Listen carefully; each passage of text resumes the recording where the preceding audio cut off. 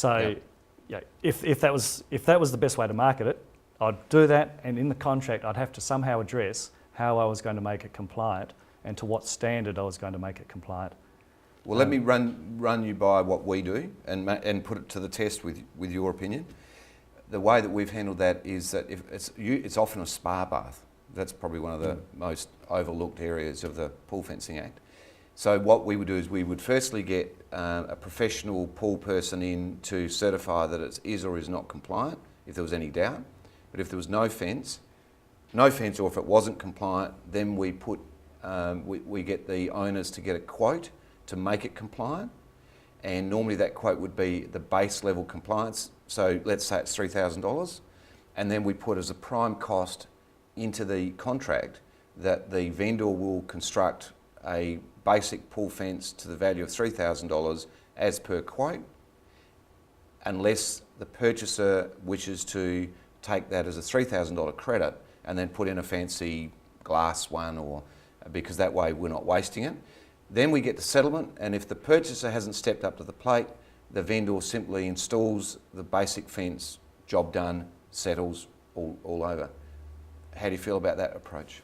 It's a good practical approach. It's where you do have an issue is if the purchaser wants to upgrade to a standard better than what the vendor is prepared to provide, which in most cases is what happens in reality. Yep.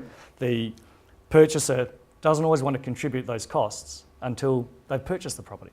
If settlement doesn't happen for whatever reason, and they've spent $20,000 on a glass pool fence, and settlement is delayed or is the contract's terminated for whatever reason, how do they then get their funds back? Yep. And the other side of it is, what if the purchaser doesn't settle, the vendor's stuck with a $20,000 pool fence they didn't want in the first instance? Right, well, the way that we've dealt with that is that if it was a $20,000 pool fence, the purchaser would be required to put that in prior to settlement. They would get a $3,000 credit at settlement. The purchaser's paid and committed, and all of that deal is done with the pool fencing company. And so if they didn't settle, basically they've invested quite a bit of money into that property. Yep. We need 3 to 5 days basically cut off, and if there's no pool fence forthcoming, then we recommend to our client just put the basic one in, and that's how the clause is worded. Yep. So, and it works because the vendor's obligation is to make it compliant for settlement. Yep. Now, they can't take a chance and rely on the purchaser to do it the day after settlement or the day of settlement. Because then they would be liable, wouldn't they? That's right, yes. Because they're in breach of the Act because they transferred it without making it compliant. And all these agreements to the side would be contributing factors in a court case? Yeah, most likely. But it still would get you involved in a whole environment that you don't want to go in. What we advise vendors when we know that the pool fence is delay settlement.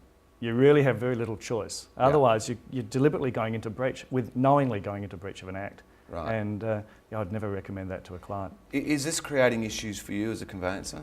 Oh, very much so.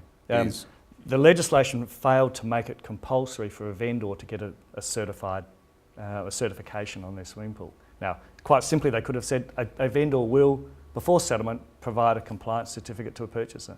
Now, the purchaser is reliant on the vendor making it compliant.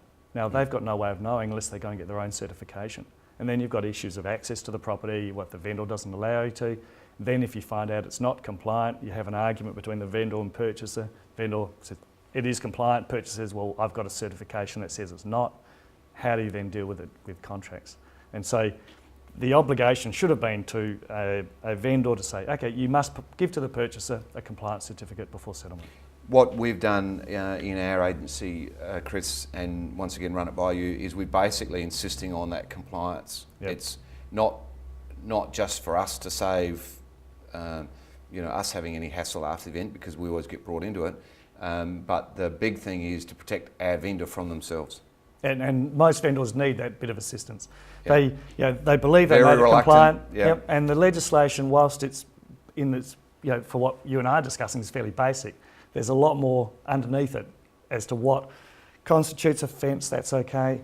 Excuse me. What constitutes a door that is okay. You can't always retrofit a door closer. Yep. Sliding doors are an issue. Older ones especially. Yep. And a lot of vendors disconnect their door closers. they don't want them on there, but they were there, they got their compliance when they built the pool, they're happy, but it no longer complies. Now, they may forget about that. Yeah. So I think the issue of compliance certificates is a good one. Now, let's just summarise. Firstly, if you're a seller of a property, you must be compliant. Best practice would be to get a compliance certificate, and then you know whether you need to bring it up to compliance or not. Second, if there is no pool fence and it isn't compliant, it must be prior to settlement. So the idea is to get a quote from a reputable pool company or pool fence company to have that rectified. Thirdly, must go in the contract as to be done prior to settlement. So there's a credit there if the purchaser wants to do a more fancy or upmarket fence. If the purchaser doesn't have that work done within a couple of days of settlement, allow enough time for the seller to allow enough time to just put the fence in, and they're compliant. And if you're a buyer, recognise the legal responsibility of the seller and know that that's all going to be in place. Yep, and summarise it. Perfect. Yep, and that's I suppose absolute best practice would be for a vendor to make it compliant before they put it on the market. Sure. That would be. And perfect. they know what they've got. And that's it. Purchasers know what they're buying. There But- could be but- no discussion then. But the reality is, if they're going to put a cheap fence in It's an expensive home, it'll detract. it is better to leave it for the purchaser, and they will appreciate that credit. Yep, certainly. Yeah, Yep. so that, okay. Now, Chris, before we sign off on our fireside chat, anything else like the pool fencing that's a big underlying thing that's sitting out there in the market? Is there anything you can think of? I think banks are a big issue in the market, which Okay. very much has an adverse effect on a property settlement and the process of settlement. Talk to me about it. Okay, banks are in the process of changing the way they do things, and I'm sure it's as a result of banks wanting to be economically viable and save money. They're outsourcing the settlement process. Right, Now, so that's they're slowed no things longer down. controlling their own destiny, they're outsourcing to specialist settlement companies. And in doing so, we've got extra links in the chain, and we're dealing with a lot of call centres. All 4 major banks have now done it, and it's only a matter of time before So it has an adverse effect. So the consequence to the purchaser? Is the time between signing a contract, receiving finance approval and settlement is getting greater.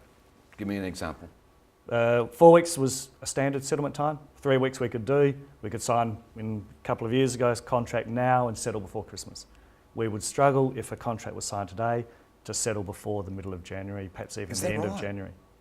Now, the implications of that are quite profound when it comes to auction or tender.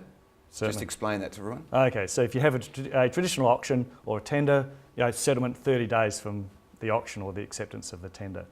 That's fine, except a purchaser generally wouldn't have started the finance process to the degree of getting an absolute approval until they know they're successful. Okay. Now, it takes 2 weeks or 3 weeks, and if they then receive their approval, they've got to sign documents, they've got to have all the processes in place, and they've got a week to do it. Are Now, the banks still telling the purchaser that it'll be fine in 30 days, but then not being able to deliver? well, most of the banks are sensible. They know their own limitations. Right, okay. However, what we're finding is the bank managers, and these are people for good commercial clients of banks as well, the bank managers no longer have the control they used to have.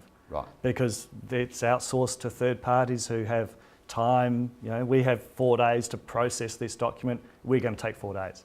And Yep. as long as they meet their service levels, then there's no assistance, and it's causing a great deal of problems at the moment.